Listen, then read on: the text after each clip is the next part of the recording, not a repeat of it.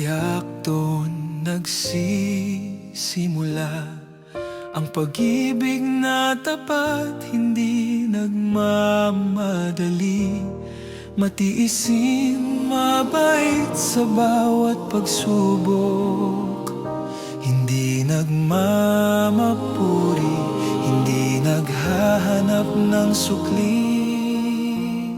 Kapag may pagkukulang, handang umunawa, hindi nagbibilang ng mali ng isa't isa. Pag-ibig na nagtatakip ng kasalanan,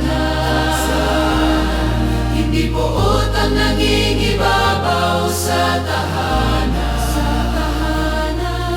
Pag-ibig na marunong magpatawad, sa hirap at ginhawa laging tapat.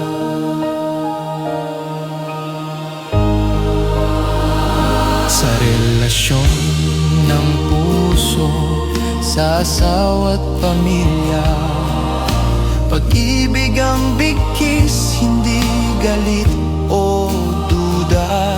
Gaya ng pag-ibig ni Kristo sa iglesia, handang magsakripisyo, magmahal ng buot wagas.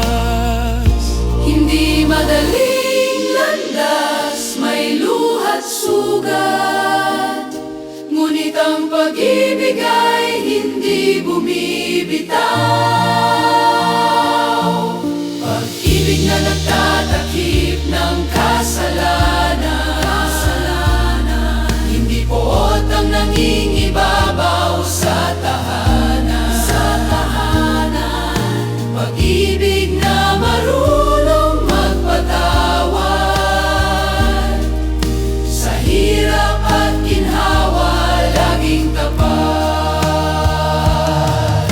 Pag-ibig ay hindi naiinggit o mayabang, hindi sarili ang inuna sa bawat laban.